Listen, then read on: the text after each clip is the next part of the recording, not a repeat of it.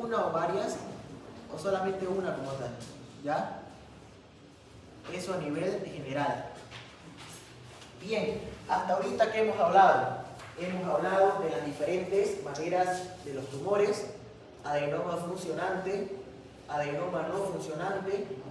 Hemos hablado también cómo se denominan los términos en exceso, las causas o la clínica de la prolactina en exceso, las causas o la clínica de una prolactina, perdón, de una hormona de crecimiento en exceso. Tiene dos niveles: la acromegalia y gigantismo. Ya sabemos también cuando hay exceso de adenocorticotropina, tenemos el síndrome de Cushing. Y también lo mismo, cuando ya hablamos de exceso, hablamos cuando hay baja. Cuando hay baja cantidad de hormona luteinizante, hay ausencia total de desarrollo de los órganos sexuales, tanto masculinos como femeninos. También hay falta de libido sexual, falta de reconocimiento de esos órganos sexuales. Entonces, ahora nos toca hablar sobre la antidiurética. ¿Qué habíamos dicho de la antidiurética? Iba a ser formada en el hipotálamo. Iba a ser almacenada en la neurohipófisis, ¿ya? La deficiencia o el exceso de esta hormona igual iba a ser estimulada por unos tumores, ¿ya? Cuando nosotros hablamos de deficiencia de antidiurética o de vasopresina, que es su sinónimo, ¿ya? Hacemos referencia a diabetes insípida. El paciente iba a tener poquita cantidad de antidiurética, es decir, no iba a estar resguardando ese sodio y esa agua, ¿ya? No iba a estar resguardando esa agüita, ese líquido. Entonces, se iba a estar eliminando. El paciente tenía síntomas de una diabetes, una poliuria y una polidipsia. Por eso se llama diabetes insípida, pero no está relacionado para nada con trastornos del metabolismo del riñón, del páncreas, ¿ya? No está relacionada con la glucosa, no tiene relación en nada con exceso de glucosa en sangre, ¿ya?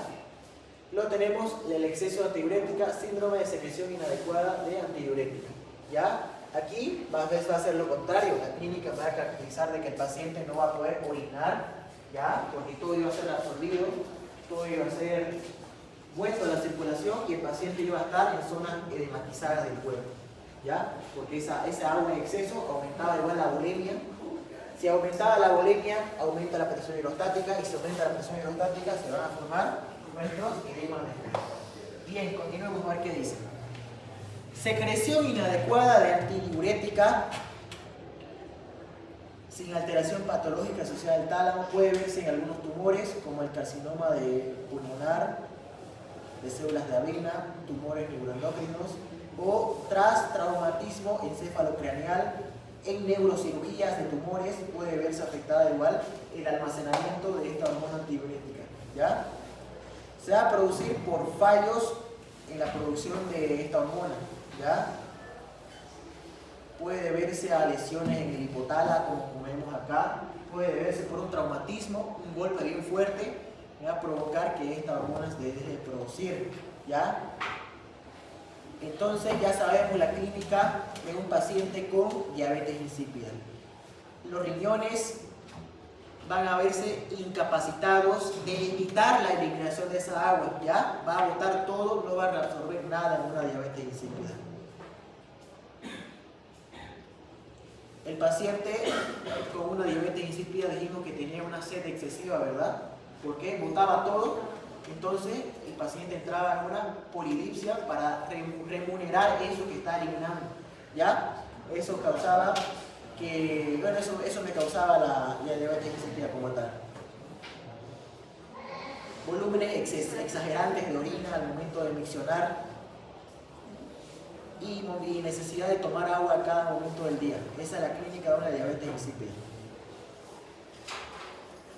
Entonces no hay reabsorción de mis glomérulos, no se va a filtrar nada. ¿Por qué? Porque todo se va a botar por mi orina.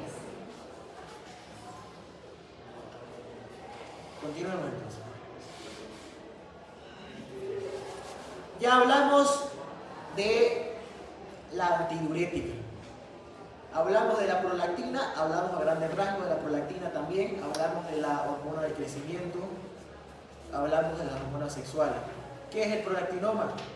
Tumor más común que provoca el tumor más común que me va a afectar, ¿qué cosa? Mi glándula pituitaria, ¿ya? Me puede causar entre la clínica reducción de la producción de hormonas, reducción de la densidad del hueso, baja densidad ósea, pérdida de interés en la actividad sexual, porque una de las funciones de la prolactina en exceso, cuando hay prolactina en demasiadas cantidades, va a bajar o va a inhibir la producción de la hormona liberadora de gonadotropina, de mi hipófisis, perdón, de mi hipotálamo. Inhibe esa hormona y no va a haber pues formación de hormonas sexuales, de luteinizante, de gonadotropina, perdón, de hormona GSH, ¿ya? Eso me va a causar un prolactinoma. Excesiva cantidad de prolactina me va a inhibir mi hormona liberadora de gonadotropina. ¿Cuál es su inhibidor de la prolactina en condiciones fisiológicas? Va a ser la dopamina, ¿ya? Entonces el tratamiento para un tumor, para un prolactinoma, además de excisión quirúrgica, además de extirpar el tumor, le podemos dar igual dopamina como la cabergolina, ¿ya? Es un agonista dopaminérgico. ¿No se vuelve esquizofrénica para hacer cosa? No se vuelve esquizofrénica. Puede ser si es que yo... Si yo no me controlo con la producción o con el tratamiento, puede darme estos síntomas neurológicos como efectos adversos, ¿ya? Pero al momento de que yo me trate, al momento de que yo me quite este tumor, verifique si tengo o no tengo el tumor con mi ecografía o con mi tomografía computarizada, ya acceso la producción la administración de este fármaco, ¿ya? Entonces, prolactinoma aumenta la prolactina, aumenta la secreción de material acuoso similar a la leche por las glándulas mamarias, ¿ya? Eso iba relacionado ¿a qué? La prolactina aumento iba relacionada ¿a qué? Al embarazo, ya a la etapa de lactar del bebé. El bebé que hacía al momento de mamar, al momento de succionar, estimulaba la producción de mayor prolactina y que provocaba la leche que baje por los conductos galactíferos, ¿no? ¿Cómo se llama? Galactóferos, ¿ya? Eso hacía la prolactina. ¿Cuál es su inhibidor? La dopamina. Bien, continuemos. Ya hablamos sobre todo hipófisis. Hay tiempo para preguntar. Vamos a preguntar. Joel, ¿qué hacía la hormona de crecimiento en exceso? ¿Qué me causaba? Dependiendo de la edad, no puede causar gigantismo o si no, exceso de gigantismo. Muy bien, acromegalia y gigantismo. Dalila, ¿qué me causaba el exceso de antidiurética?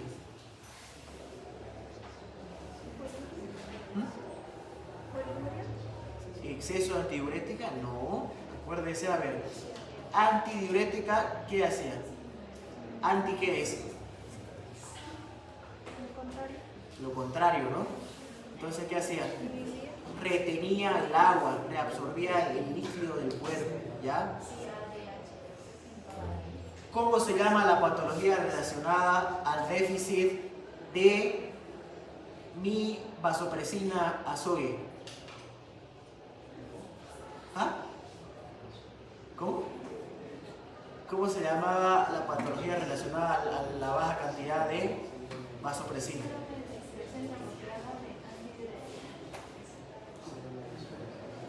¿No se acuerdan? Joel.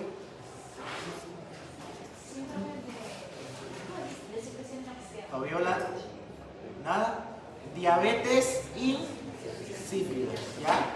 Si yo digo baja cantidad de antidiurética, se llama diabetes insípido. Y si yo digo alta cantidad, La síndrome de secreción la adecuada de CADH o síndrome de secreción inadecuada. Vamos por tiroides. Ya acabamos acá, vámonos acá. La clínica más común que ustedes pueden ver en un paciente, una patología tiroidea, el hipertiroidismo. O sea, llegan a verse así, sus cuellos bien engrosadísimos, ya como si tuviera un tumor acá. Eso se denomina bocio, ¿ya? El hipertiroidismo, la clínica, lo que yo observo se denomina bocio, es el tumor gigante que va a estar ocupando todo mi cuello, ¿ya? Funciones, vamos a hablar de nivel celular. Función de la célula C, producción de calcitonina. Función de las células foliculares, producción de T3 y T4. Tirosina y triotironina se llama la hormona, bueno, no la hormona, bueno, sí hormona, que me va a producir esta célula, ¿ya? Entonces, ¿qué hacía la calcitonina? El nombre lo dice. Regulaba, ¿qué cosa? El calcio en sangre.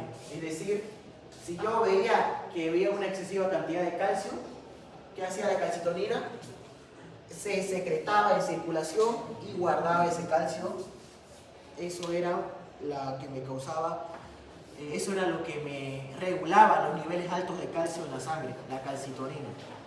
Y luego la T3 y T4 participan en el metabolismo del cuerpo, ¿ya? Ambas hormonas participan en procesos metabólicos. ¿Qué dice acá la teoría? Subproducto de yodado T3 se produce por la eliminación de un átomo de yodo. Ambas hormonas actúan sobre procesos metabólicos, aumentando la actividad, elevando la tasa metabólica basal.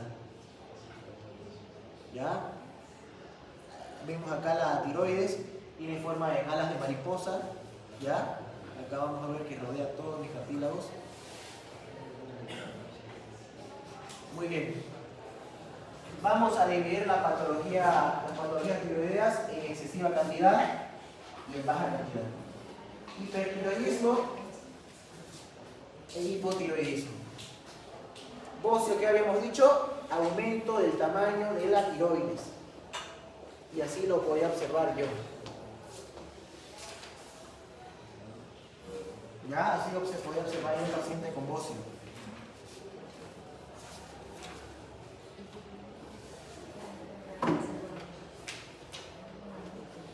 Hipertiroidismo, aumento del tamaño de tiroides, puede ser difuso o nodular, puede ser único o múltiple, ¿ya? El crecimiento multinodular de toda la tiroides es la causa más frecuente de bocio, o sea, múltiples nódulos se iban a formar e iban a causarme el crecimiento de este órgano, de esta glándula. ¿Ya?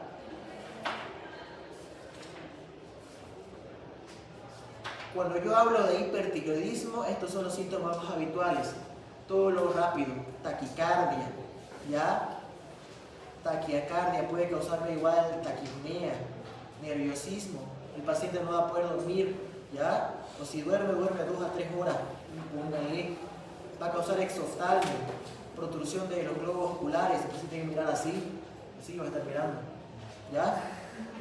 Pérdida del cabello, mirada fija, penetrante, náuseas, vómitos, piel caliente y el bocio como tal, ¿ya? Iba a causarme un aumento exagerado de la T4, pero disminución en mis niveles de TSH. ¿La TSH dónde está? En mi hipófisis, ¿ya?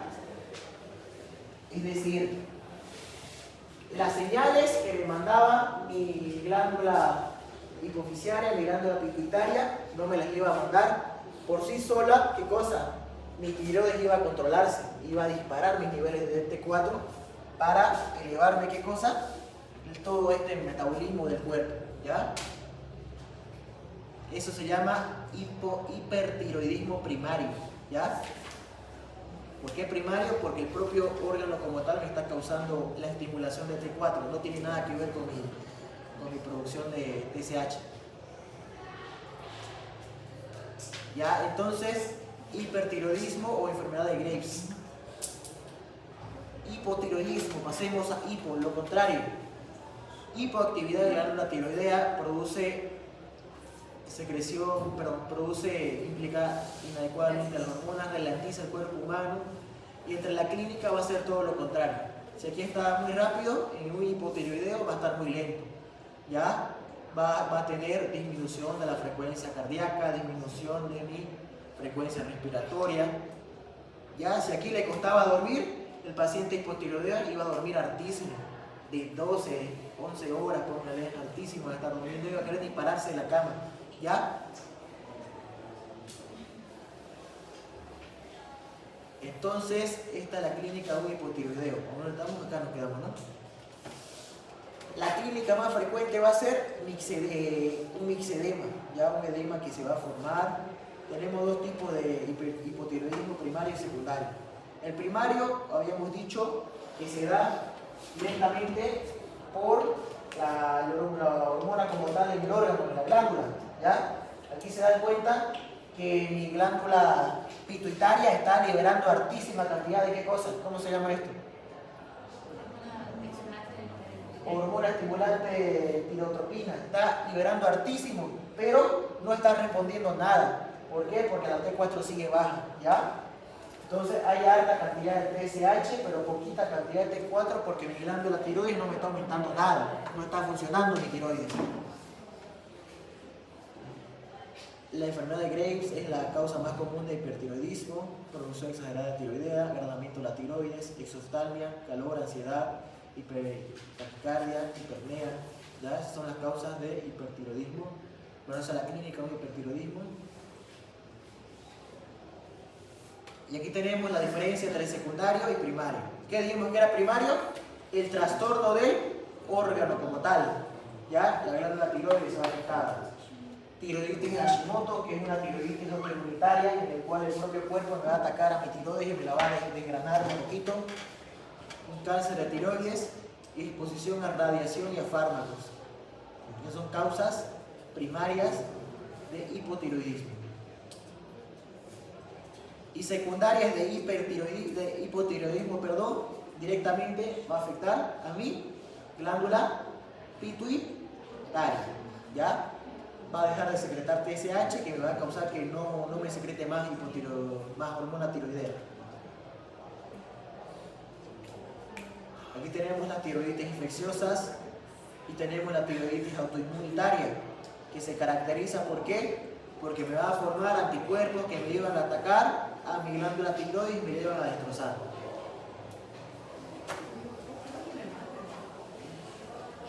Infección o enfermedad de Hashimoto ataca al sistema inmunitario, a la tiroides, ¿ya? Afecta más a mujeres.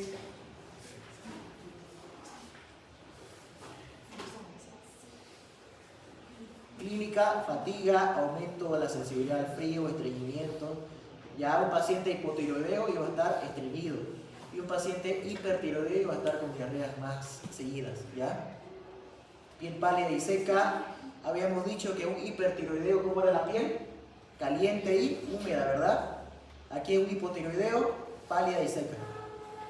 Cara inflamada, uñas quebradizas, pérdida del cabello como tal, igual de las otras patologías que causan pérdida del cabello.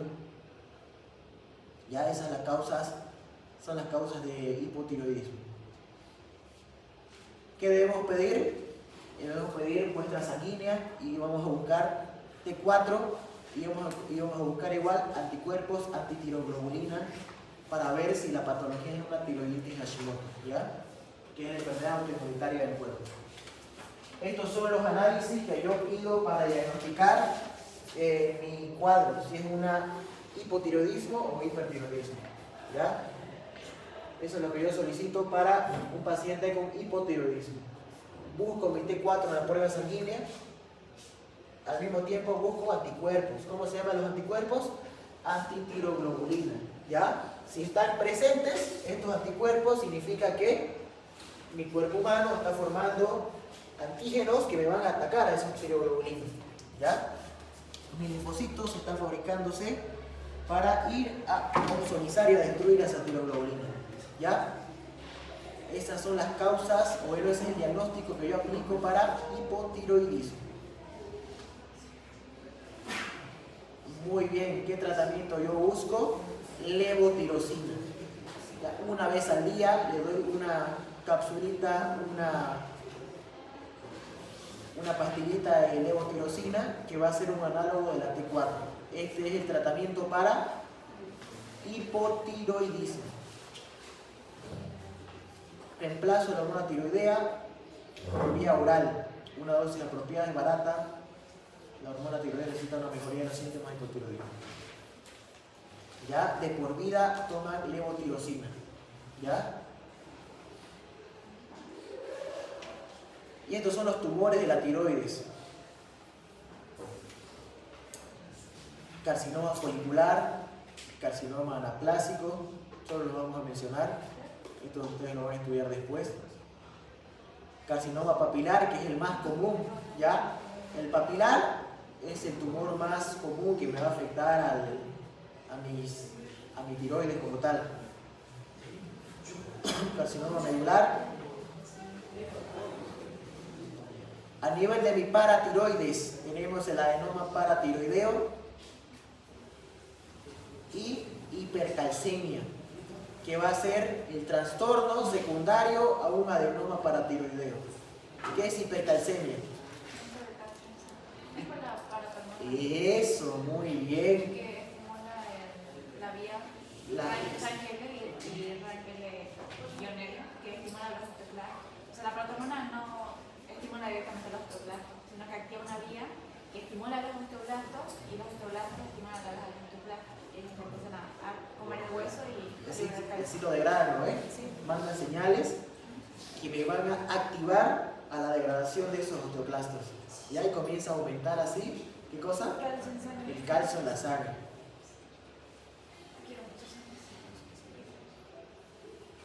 Y estas pruebas de TIRADS, TIRADS 1, TIRADS 2, TIRADS 3, TIRADS 4, son pruebas que utilizan los radiólogos y los endocrinólogos para clasificar el estadio del tumor. Si el tumor va a ser benigno o si el tumor va a ser maligno. ¿Ya? De TIRADS 1 a TIRADS 6 tenemos. Esto se lo van a aprender por si acaso preguntan. ¿Ya? En auxiliatura preguntan estas pruebas de clasificación de cáncer. No sé si ustedes igual le van a preguntar. Si esto está en su guía práctica, yo creo que sí le va a preguntar. ¿Ya?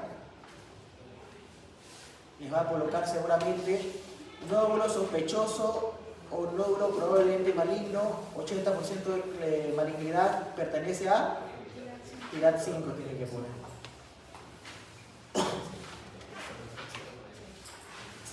Ya. La paratiroides son 4 glandulitas que están situadas por atrás de mi glándula tiroides. ¿Qué tenemos que hablar de acá? Se va a secretar la paratormona. La paratormona es importante para el metabolismo del calcio. Cuando veo poquito calcio en sangre, estimula la degradación de los osteoclastos por medio de señalizaciones para degradar el calcio de los huesos y aumentar el calcio en la sangre, ¿ya? También va a sacar calcio de los túbulos renales, ¿ya? Por donde se debería reabsorber, por donde debería haberse reabsorbido, ocupa ese calcio, igual lo ocupa para la sangre, ¿ya? Igual lo ocupa para la sangre, para elevarlo. Bueno, ahí tenemos la paratiroides, la tiroides y la hipófisis. Vamos a hacer un repaso express. Allá atrás me responde el compañero Mauricio. Mauricio, ¿cómo se llama el trastorno inmunitario o autoinmunitario de la tiroides? Eso. Se caracteriza por hipo o hipertiroidismo. Hipotiroidismo, muy bien. ¿Ya? Aquí adelante, Joseph, respóndame. ¿Cuál es el tumor, la neoplasia más común o más característica de la tiroides?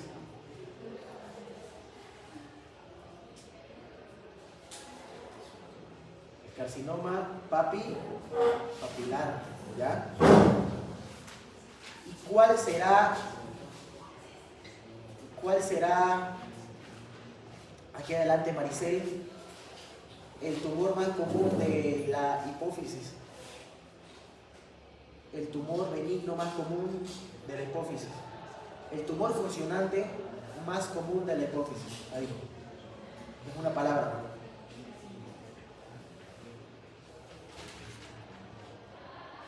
Allá atrás, Fabiola. Fabio. No. Dijimos acá hipófisis. Hipófisis está acá. Michelle, ¿cuál será el tumor más común funcionante de la hipófisis? ¿Adenoma de hipófisis? No, es de una hormona. Eso, prolactinoma. Ya, muy bien, prolactinoma. Continuemos. Vámonos a mi glándula suprarrenal. Dividíamos en dos porciones, corteza y médula suprarrenal. La médula suprarrenal que habíamos mencionado, médula era formada ¿qué cosa? Hormonas, adrenalina y noradrenalina. Y en la corteza teníamos ¿quiénes? Corteza dividíamos en tres zonas. Zona fascicular, zona reticular y zona glomerular. ¿Cuál era la zona más externa? La glomerular, ¿no ven? La más externa, la capa más externa, que se encargaba de formarme ¿qué cosa? Aldosterona. La reticular que formaba hormonas glucocorticoides como el cortisol. Y la fascicular, las hormonas sexuales, ¿ya? DHA, no me acuerdo bien las abreviaciones. ¿Ya? Aldosterona, glucocorticoides, hormonas sexuales. Y la médula, ¿cómo se llaman estas categorías? Catecolaminas, muy bien. Y ahí las catecolaminas tenemos a las dos, adre y nora. ¿Ya? Continuemos.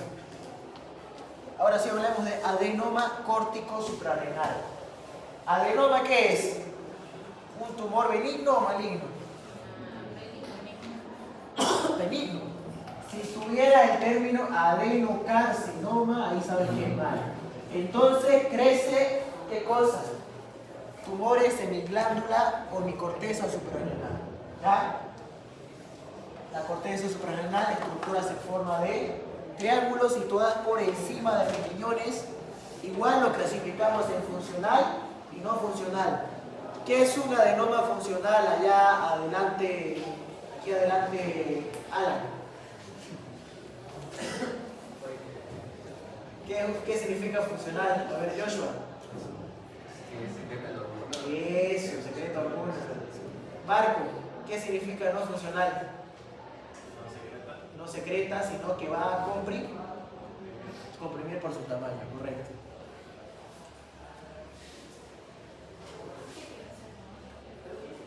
Bien, las glándulas suprarrenales tenemos dos ubicadas por encima en forma de un cono, en forma de un triángulo. Sintetiza, almacenan y secretan hormonas, en este caso las tres que mencionamos. Bueno, las cuatro que mencionamos. Posee dos compartimientos, una corteza y una médula, como vimos en la imagen, o como vimos ahorita.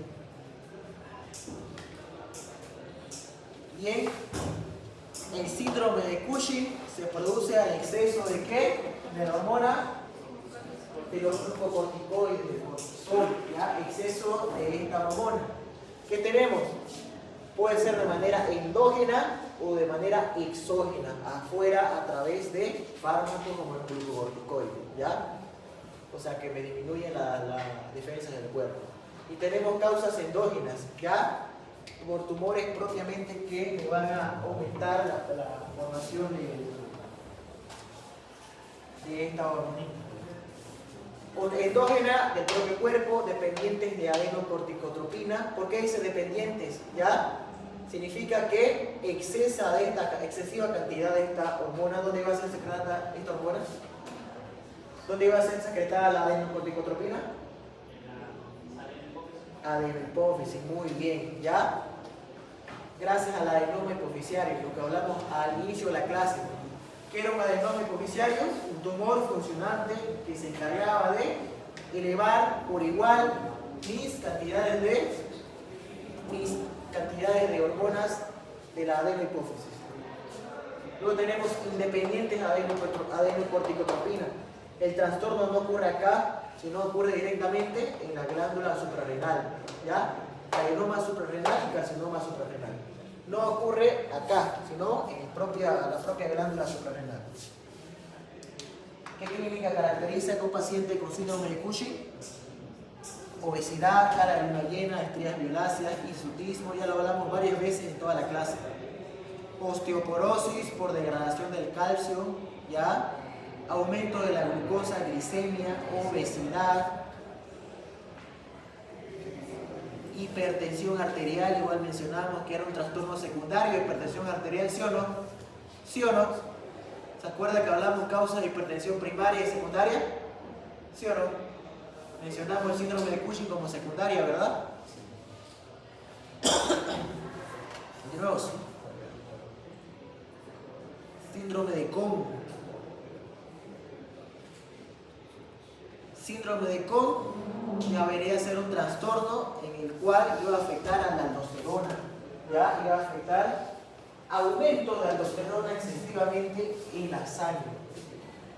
Puede ser causada, lo que me va a causar, retención de sodio y de agua y eliminación de potasio. Eso es lo que me va a causar el síndrome de Cohn en el cuerpo, ¿ya? Cuando yo realizo mi programa, observo los niveles de sodio y van a estar altísimos, elevados, una hipernatremia con una hipocalemia, sodio bajo, pero el potasio bajo, ¿ya?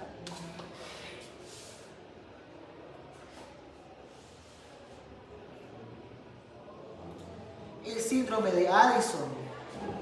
Hablamos del síndrome de Cohn como una excesiva cantidad de ¿qué? De aldosterona, ¿ya? El síndrome de Addison va a ser lo contrario, poca cantidad de aldosterona, ya poquísima cantidad de aldosterona. Trastorno que me va a causar una destrucción progresiva de la corteza suprarrenal. Fíjense que no solamente la aldosterona, sino que las tres capitas de la corteza por igual, las tres zonas de la corteza, igual va a ser afectar a la glucocorticoides y a mis hormonas sexuales, la enfermedad de Addison.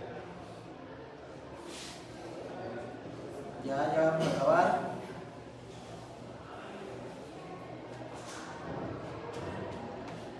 Ya terminamos la corteza suprarrenal. Ahora pasémonos a la médula suprarrenal. El tumor que me va a causar aumento de mis catecolaminas se llama feocromocitoma, ¿ya? Pero también hay un tumor que afecta a los niños, sobre todo en los bebés, que igual va a aumentar la excesiva cantidad de estas catecolaminas. Se llama neuroblastoma, ¿ya? Como ven acá, la médula suprarrenal se encarga de elevadas cantidades de catecolaminas, con concentradas catecolaminas. Cuando se elevan, tenemos el feocromocitoma que se da en los niños, pero que se da en los adultos, y el neuroblastoma, que igual lo menciona su libro, que se va a dar en niños, ¿ya? Esa es la diferencia entre un tumor y otro tumor, dependiendo de la etapa en donde se encuentre.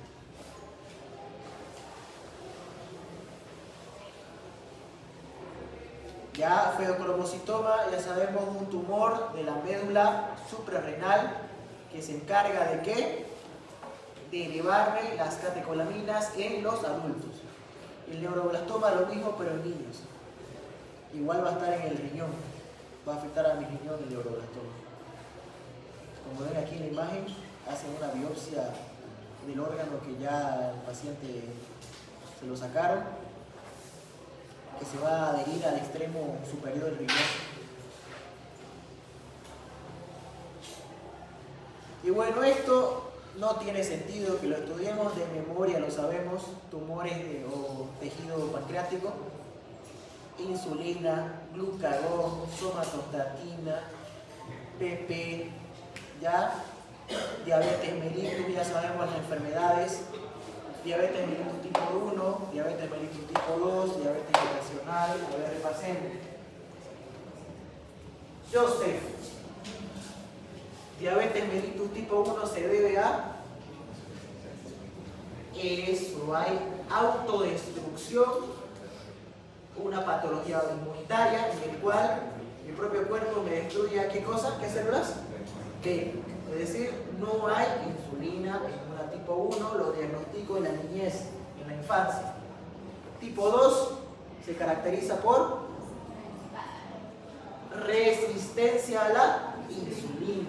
Esa insulina que se va a formar no va a ser capaz de captar a toda la glucosa que está circulando en sangre. Ya esos son los dos tipos de diabetes. Tipo 1, tipo 2. Y la gestacional la relacionamos en trastornos al embarazo, ¿ya? Que va a estar bien de la mano con los trastornos de la hipertensión arterial, ¿ya? Esto cede y solamente ocurre en la etapa gestacional, ¿ya? Cuando la mujer ya da luz, que se va a restablecer su glucosa, su glicemia, y ya no va a complicarse más. Esos son los 3 tipos de diabetes. ¿Y cuáles son los tumores? Insulinoma y glucagoma. Insulinoma, producción de insulina en exceso. Glucagoma, lo contrario. Glucagón, que me va a causar que se libere harta glucosa en sangre.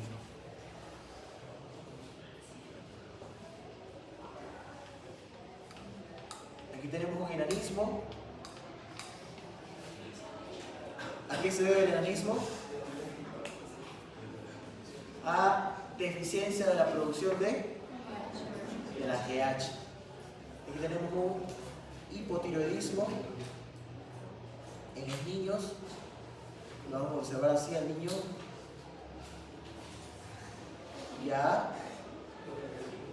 Entonces,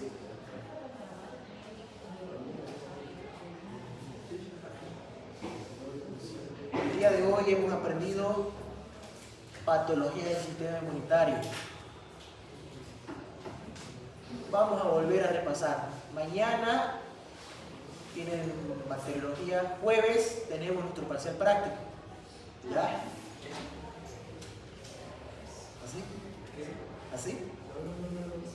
Ya. Jueves tenemos nuestro parcial práctico. Horario por definir. ¿Qué horario están libres? ¿En la mañana, tarde o en la noche? ¿A qué hora pueden ustedes? ¿Cualquier hora de la tarde? Ya. A ver, mañana jueves 4:45 ¿pueden? ¿Qué tienen? Ah, vos trabajando. ¿Y a vos te lo puedo tomar hoy? ¿Oral? ¿Y mañana te lo puedo tomar oral a vos? Ya, jueves 4:45, ¿está bien? ¿Qué pasó? Yo tengo el habla de bacteria igual. Jueves 6:15, ¿está bien? 6 en punto. ¿Puede? Ya. Jueves de 6 a 7, ¿está bien, no? 40 minutos de examen suficiente. Presencial, pues no virtual. Ya. Jueves a las 6 de la tarde, ¿todos están de acuerdo? Allá. Y vos van a estar de acuerdo.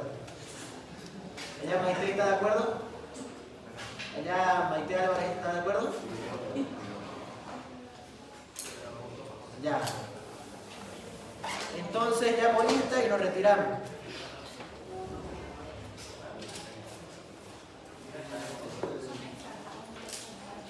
¿Qué fecha es hoy? 7/7, ¿no? Sí.